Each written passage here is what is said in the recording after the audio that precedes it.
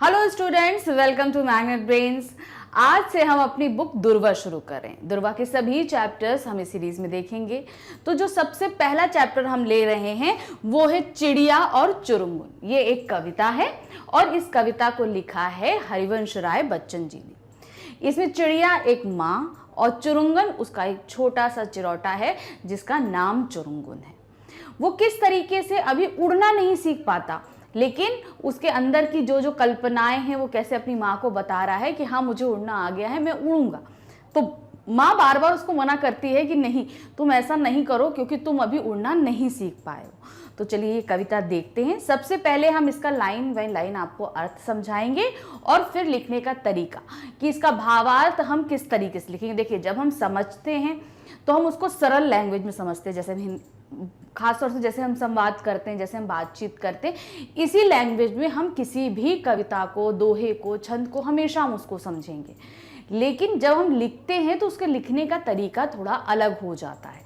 तो जब हम लिखते हैं तो उसमें सबसे पहले हमारा क्या आता है कि कौन से कवि हैं, उन्होंने इस पूरे पैरा में कोई भी पैरा, जैसे सपोज एक पैरा दिया गया है, हम आपको एक एक पैरा करके समझाएंगे, तो उस पैरा के अंतर्गत क्या समझाने की कोशिश करी है कवि ने, हम पहले इसको बताते हैं, फिर उसका भावार्थ लिखना शुरू करते हैं। भावार्थ और अर्थ में क्या अर्थ तो हम सीधे सीधे समझा देते हैं, इसका ये अर्थ, इसका ये अर्थ ही हो जाता है। भावार्थ का मीन होता है कि भाव जो फीलिंग है वो भी हम समझाएं और प्लस अर्थ भी समझाएं। हम दोनों चीजें समझाते हुए जब लिखते हैं तो वो भावार्थ कहलाता है। और जब हम आपको पोयम पढ़कर बताएंगे और तब उसका समझाएंगे तो वो अर्थ होगा कि फटाफट हम उसका आपको अर्थ बताते जाएंगे कि अर्थ क्या निकलेगा। चलिए देखते हैं, शुरू करते हैं। पहला पैरा है, छोड़ घोंसला बाहर आया, देखी डाले देखे पात, और सुनी जो पत्ते हिलमिल करते हैं आपस में बात, माँ क्या मुझको उड़ना आया, नहीं चुरुंगुन तू भरमाया। तो देखिए, कविता हमेशा लय के साथ पढ़िए, ये ध्यान रखिए। कविताएं जब भी आप कहीं पे भी देखते होंगे, टीवी में या नेट पे कहीं पे भी देखेंगे, अगर वहां पर कोई कवि कविता को पढ़ रहा है तो हमेशा देखिए वो लय के साथ पढ़ता है, गाता नहीं है। मतलब हम लय पकड़ते हैं, मतलब जिसको हम सेमी सिंगिंग बोलते हैं, वो उस तरीके से चलता है। तो इसी तरीके से देखिए, अभी हमने आपको बताया पढ़ के, तो उसी तरीके से आप हमेशा कविता को पढ़िए। अब हम लाइन में लाइन पढ़ेंगे। तो सबसे पहले हमने आपको समझा दिया, चिड़िया माँ है और चुरुंगुन उसका एक छोटा सा चिरौटा है, उसका नाम चुरुंगुन है। तो क्या है, छोटा सा चुरुंगुन जो है वो अपना घोंसला छोड़कर घोंसले के बाहर आया है। अभी तक अंदर था घोंसले के, अब थोड़ा सा वो बाहर आया। छोड़ घोंसला बाहर आया, तो घोंसला कैसा होता है, छोटा सा जो ये होता है। अभी तक तो वो अंडे के अंदर था, अब क्या है, वो अंडे के बाहर आ चुका था। लेकिन अभी उसको समझ नहीं थी, माँ आके खिलाती थी, सब करती, लेकिन अब थोड़ा थोड़ा समझ आया, तो वो थोड़ा सा बाहर निकल के झांकने लगा है। उसने क्या देखा, देखी डालें देखे पात, यानी कि उसने आसपास के पेड़ों की डालें देखी और पत्ते देखे, जितने भी आसपास की डालें और पत्ते थे वो उसने देखे। और सुनी जो पत्ते हिलमिल करते हैं आपस में बात।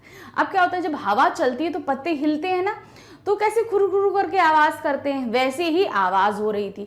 तो फिर और वो क्या सुनता है कि आपस में पत्ते हिलमिल के, मतलब दोस्त है तो ये पत्ते आपस में, तो वो हिलमिल के आपस में क्या बात कर रहे हैं वो बड़े ध्यान से सुनता है।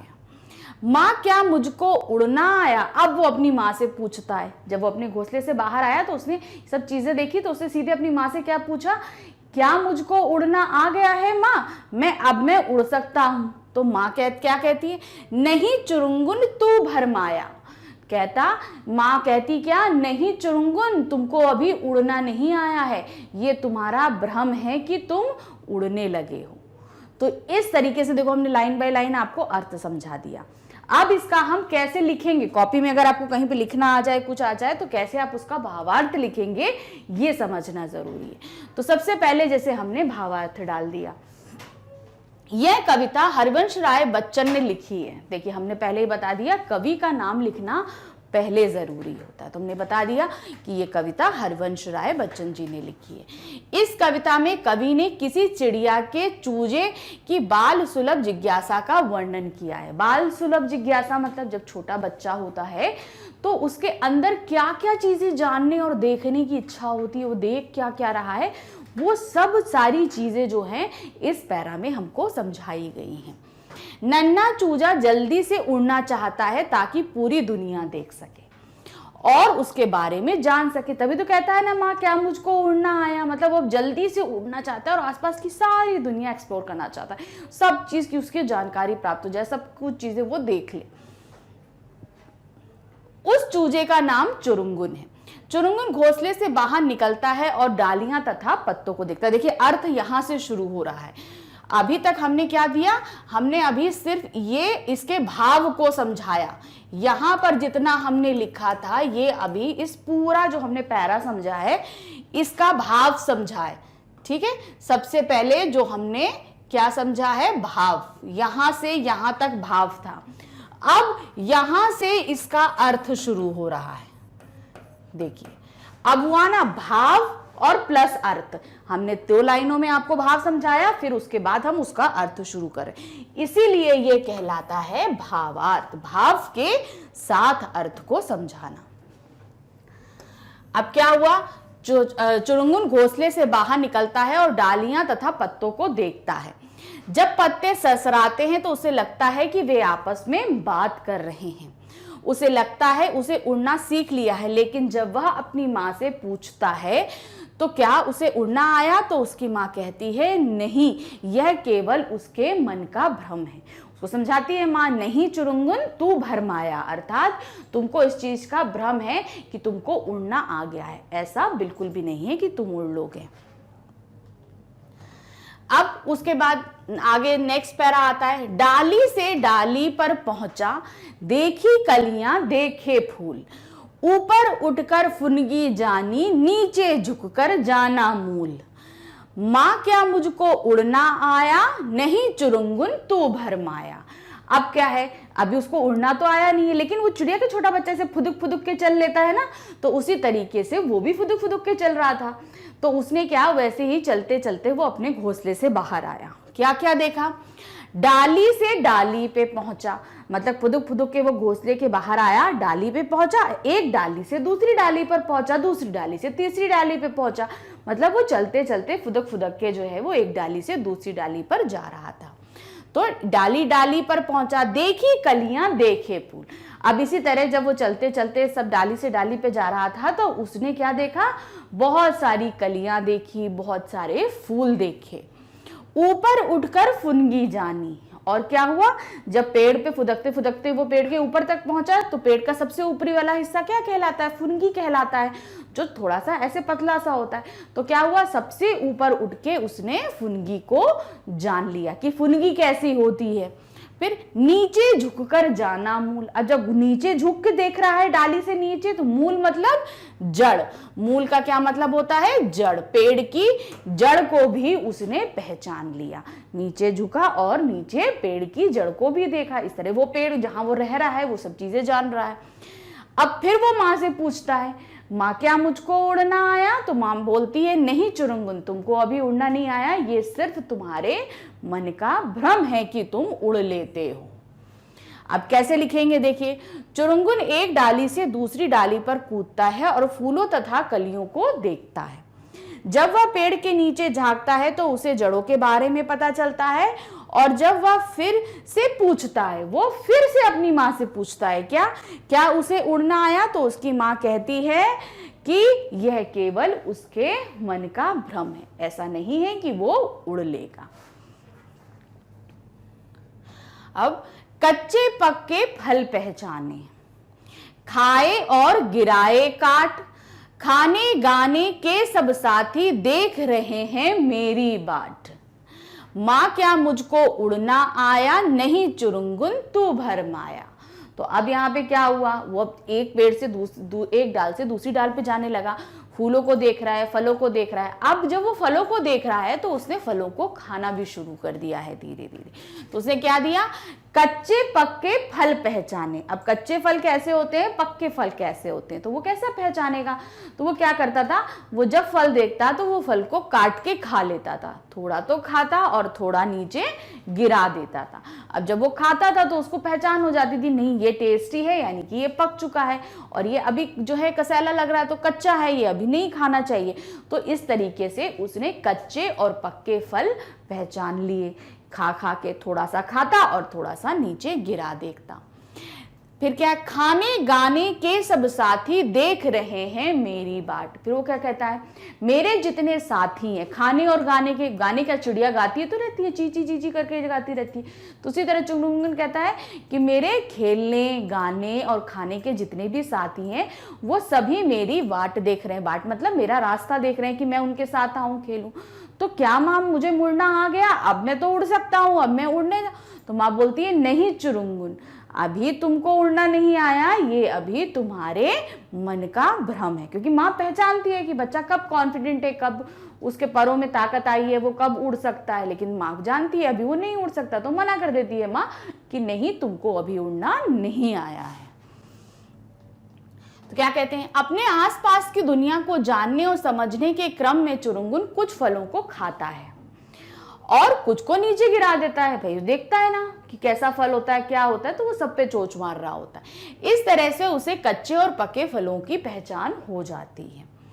उसे लगता है कि मौज मस्ती के लिए उसके साथी उसका रास्ता देख रहे हैं, मतलब और भी जितने चिड़िया के छोटे छोटे बच्चे हैं वो सभी उसका रास्ता देख रहे हैं। वह अपनी माँ से अपना सवाल दोहराता है तो उसे फिर वही जवाब मिलता है, अभी उसे उड़ने में देर लगेगी, कि अभी उसको अभी इतनी ताकत नहीं आई है कि वो उड़ सके। फिर उस तरु से इस तरु पर आता, तरु मतलब पेड़, उस तरु से इस तरु पर आता, जाता हूं धरती की ओर, दाना कोई कहीं पड़ा हो, चुन लाता हूं ठोक ठठोर, मां क्या मुझको उड़ना आया, नहीं चुरुंगुन तू भरमाया। तो अब यहां क्या कहता है, उस तरु से इस तरु पे। अब चुरुंगुन जैसे धीरे धीरे उड़ तो नहीं पाता है अभी, अब क्या वो फुदक फुदक के चल रहा है, तो अभी तक तो अपने पेड़ पे वो कूद रहा था, अब कूदते कूदते वो दूसरे पेड़ पे भी पहुंच गया। एक तरु से मतलब एक पेड़ से दूसरे पेड़ पर भी वो जाने लगता है। जाता हूं धरती की ओर, क्या होता है, अब मैं धरती की ओर जाता हूं, पेड़ पे तो कूदने लगा, अब मैं धरती पे भी उतरता हूं। दाना कोई कहीं पड़ा हो, मतलब कहीं कोई खाने की चीज पड़ी हो तो मैं उसको चुनकर ले आता हूं। चुन लाता हूं ठोक ठठोर, मतलब ठोक ठकोर मतलब कहते हैं ना कि कोई चीज लेना तो ठोक बजा के लेना कि मजबूत है, अच्छी है नहीं, तो वही कहता है मैं चुन लाऊंगा देख कर कि वो अच्छी है या नहीं। माँ क्या मुझको उड़ना आया, फिर से वो अपना सवाल दोहराता, तो माँ बोलती नहीं, अभी तुमको उड़ना नहीं आया, अभी भी ये तुम्हारे मन का भ्रम है कि तुम उड़ सकते हो। तो कैसे, अब चुरुंगुन थोड़ा बड़ा हो चुका है, अब वह एक पेड़ से दूसरे पेड़ पर भी चला जाता है, कभी कभी वह धरती पर जाकर दाना भी चुगलाता है, लेकिन अभी भी उसकी माँ कहती है कि अभी भी उसको उड़ना नहीं आया है, उसे अभी थोड़ा सा और इंतजार करना होगा। मैं नीले अज्ञात गगन की सुनता हूं अनिवार्य पुकार, कोई अंदर से कहता है उड़ता जा परमार, मां क्या मुझको उड़ना आया, आज सुफल है तेरे डैने, आज सुफल है तेरी काया। तो अब ये जो लास्ट पैरा हमारे सामने आया है इसमें क्या बोल रहा है कि वो अब चुरुंगुन क्या बोल रहा है कि कहीं अज्ञात गगन तो अभी तक उसके लिए अज्ञात है क्योंकि वो अभी तक उड़ना नहीं जानता, तो जो अब अभी तक उड़ा नहीं है तो वो गगन से परिचय यानी आकाश से उसका परिचय नहीं हुआ, तो उसके लिए अभी अज्ञात है। तो क्या बोलता है, कहीं अज्ञात गगन से जो है वो मुझे कोई पुकार रहा है, अनिवार्य पुकार मतलब बराबर मुझे पुकारता जा रहा है कोई अंदर से कहता है। अब मुझे कोई पुकार रहा है तो चुरुंगुन क्या कहता है, मुझे अंदर से आवाज आ रही है, मेरे अंदर से, चुरुंगुन बोलता है मेरे अंदर से अब आवाज आ रही है, कोई कहता है उड़ता जा परमार। क्या बोल रहा है कोई अंदर से कि अब उड़ जाओ, तुम उड़ जाओ और पर खूब जोर से ताकत से उड़ाओ, तुम उड़ जाओगे। माँ क्या मुझको उड़ना आया, फिर से वो अपना क्वेश्चन दोहराता है अपनी माँ से, माँ क्या मुझको उड़ना आया। तो माँ कहती है हाँ, आज तुम्हारे डैनों में, डैने मतलब पर, पंख जो होते हैं, आज तुम्हारे डैनों में ताकत आ चुकी है और तुम्हारा शरीर भी मजबूत हो चुका है, अब तुमको उड़ना आ जाएगा, अब तुम उड़ो। अब उसकी माँ ये कहती है।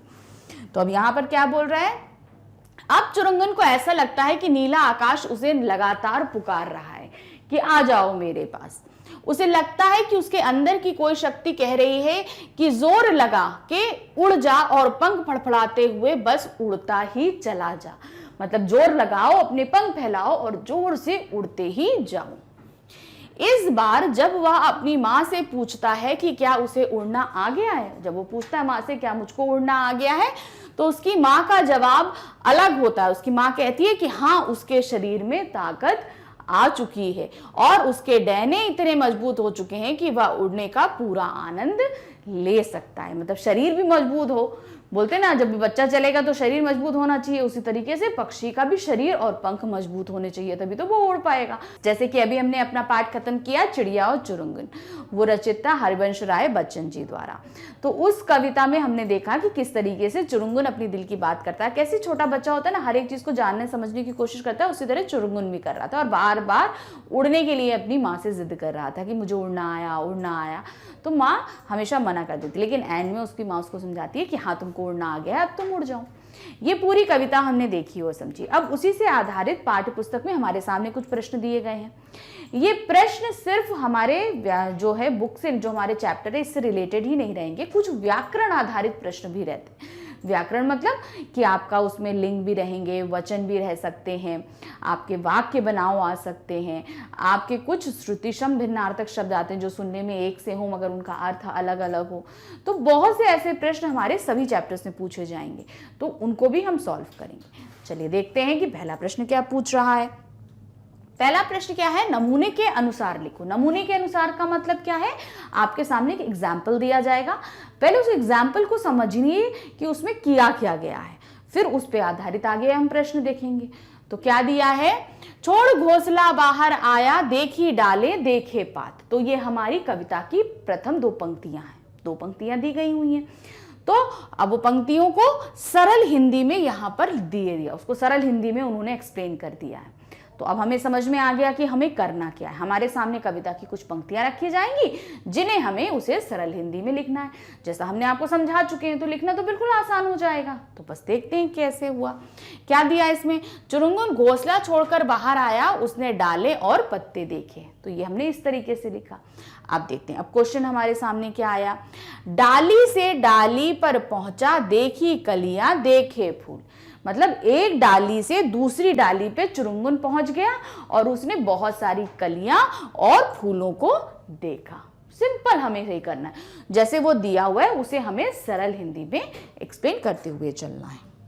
नेक्स्ट क्या है, खाने गाने के सब साथी देख रहे हैं मेरी बाट। चुरंगन क्या कहता है, मेरे खाना और गाना गाने के जो साथी हैं, अर्थात मेरे जो दोस्त हैं, वो सभी मेरी राह देख रहे हैं। मतलब मैं उनके साथ खेलने आऊं तो मेरी राह देख रहे हैं। फिर दूसरा, कच्चे पक्के फल पहचाने, खाए और गिराए काट। मतलब क्या हुआ, उसने जो चुरंगन जो है वो कच्चे फल पहचानने लगा है। कच्चे और पक्के फल कैसे पहचानने लगा है, उनको काटता है, कुछ खाता है और कुछ नीचे गिरा देता है। तो इसी तरीके से देखिए, सिंपल सरल सरल हिंदी में हमको इनके वाक्यों को लिखते हुए चलना है। नेक्स्ट क्या है, उस तरु से इस तरु पर आता जाता हूं धरती की ओर। मतलब क्या है, एक पेड़ से दूसरे पेड़ पर चुरंगन एक तरु से दूसरे तरु पे आता जाता रहता है, वह धरती की ओर भी जाता है। यानी एक पेड़ से दूसरे पेड़ पर जाता रहता है और धरती की तरफ भी जाता है। तो इस तरीके से पहला प्रश्न देखा हमने। अब दूसरा क्या है, कविता से आ रहा है। कविता से क्या पूछा इन्होंने, चुरंगन अपने उड़ने के बारे में बार बार अपनी माँ से क्यों पूछता है। वो हर 4 पंक्तियों के बाद पूछ रहा है, माँ मुझको क्या उड़ना आया। तो माँ बोलती नहीं चुरंगन तू भरमाया। ये लाइन हर जगह रिपीट हुई है। तो वो बार बार क्यों पूछता है, वो इसलिए पूछता है क्योंकि वो उड़ना चाहता है, उड़ने के लिए बहुत उतावला हो रहा है, वो दुनिया आसपास की चीज़ों को जानना और समझना चाहता है। तो इसलिए वो जिज्ञासावश बार बार अपनी माँ से यही प्रश्न पूछता है। तो क्या दिया है, चुरुंगुन अपने उड़ने के बारे में बार बार अपनी माँ से प्रश्न पूछता है क्योंकि वह अभी नादान है। उसे पता नहीं कि उड़ना किसे कहते हैं, उड़ने लायक कब बनाया जाता है। वह माँ से यह जानना चाहता है कि वह उड़ने लायक हो गया है कि नहीं। अब वो बार बार कैसे उड़ेगा, कैसा हम होंगे, तभी तो ये सब चीज़ें हम जान समझ पाएंगे। तो इसीलिए वो बार बार अपनी माँ से पूछता रहता है। फिर क्या दिया है, चुरुंगुन को कौन सी चीज़ें अच्छी लगती हैं, क्या चीज़ें अच्छी लगती हैं, जो बार बार बता रहा था ना, उसे इधर उधर घूमना फिरना अच्छा लगता है। तो कविता के आधार पे उससे जो जो चीज़ें करी है वो हम लिखेंगे। क्या दिया है, चुरुंगुन को डालों पत्तों पर घूमना, पत्ते पर हिल मिलकर बातें करते देखना, कलियों और फूलों को देखना, कच्चे पक्के फल खाना, अपने साथियों के साथ खेलना, कभी वृक्षों पर आना जाना, धरती की ओर जाना तथा नीला गगन देखना अच्छा लगता है। मतलब क्या है यहाँ पर कि उसने कविता भर में जितनी भी सारी चीजें एक्टिविटी की हैं, इधर उधर जाना, देखना, करना, वो सारी चीजें हम लिखेंगे। वो इसीलिए कर रहा है ना क्योंकि उसे अच्छी लगती हैं, तो वो सारी चीजें हम इसमें लिखेंगे। नेक्स्ट, चुरुंगुन अभी अभी अपने घोंसले से निकला, फिर भी वह पूरी दुनिया के बारे में जानना चाहता है। तुम किन चीजों के बारे में जानना चाहते हो? तो देखिए यहाँ पर क्या है, इस वाले प्रश्न में सभी छात्रों के, मतलब आप लिखेंगे, आपके फ्रेंड्स लिखेंगे, सबके आंसर अलग अलग होंगे क्योंकि हर बच्चा अलग अलग चीज के बारे में जानना चाहता है। कोई अंतरिक्ष के बारे में जानना चाहता है, तो कोई समुद्र के बारे में जानना चाहता है, कोई पेड़ों के बारे में बहुत जानकारी इकट्ठा करना चाहता है, कोई आकाश में उड़ रहे तमाम तरह के पक्षियों के बारे में, कोई रेप्टाइल्स के बारे में। मतलब हर किसी का इंटरेस्ट अलग अलग होता है। तो आपका इंटरेस्ट किस में है, आपको उसमें लिखना है। तो हमने जैसे इसी तरह से यहाँ पे क्या दिया है, छात्र लिखें कि वह किन चीज़ों के बारे में जानना चाहते हैं, मतलब आप किन चीज़ों के बारे में जानना चाहते हैं। तो जैसे आप लिख सकते हैं क्या है, पशु पक्षी के बारे में जानना चाहते हैं, समुद्र में टहलने वाले जीवों के बारे में, मतलब समुद्र के अंदर कौन से जीव रहते हैं उनके बारे में आप लिखना चाहते हैं, ऐतिहासिक धरोहरों के बारे में लिखना चाहते हैं, जो आपके हिस्टोरिकल जो मॉन्यूमेंट्स हैं उनके बारे में आप जानना चाहते हो। तो जिस चीज़ के बारे में भी आप जानना चाहते हो वो चीज़ आप लिखेंगे, आप किस बारे में जानना चाहते हैं। तो इसको आप कैसे लिखोगे, जैसे सपोज हम जानना चाहते हैं समुद्र में रहने वाले जानवरों के बारे में, तो क्या लिखेंगे आप उसमें, सबसे पहले लिखेंगे हम समुद्र में रहने वाले जानवरों के बारे में जानना चाहते हैं। अब उनमें क्या होते हैं, उनमें ऑक्टोपस हैं, वेल्स हैं, बड़े बड़े हैं वेल्स हैं, आपके छोटी मछलियाँ भी हैं, आपके परजीवी भी हैं, आपके क्या कहते हैं शैवाल होते हैं, बहुत सारी चीज़ें समुद्र के अंदर होती हैं। समुद्र के अंदर बहुत सारे ज्वालामुखी भी होते हैं।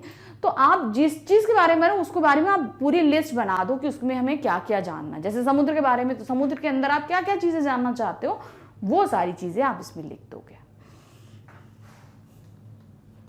नेक्स्ट क्या है, क्रम में लगाओ, क्रम में लगाना है। ठीक है, कैसे दिया है, नीचे कुछ चीजों के नाम लिखें, चुरुंगुन ने पहले किसे देखा, क्रम में लगाओ। अब ये कविता के आधार पर लगाना, कविता में सबसे पहले उसने क्या चीज देखी। तो अब ये देखिए इतनी सारी चीजें हमारे सामने दी हुई हैं, तो इसमें हम देंगे कि उसको क्या चीज जाननी है।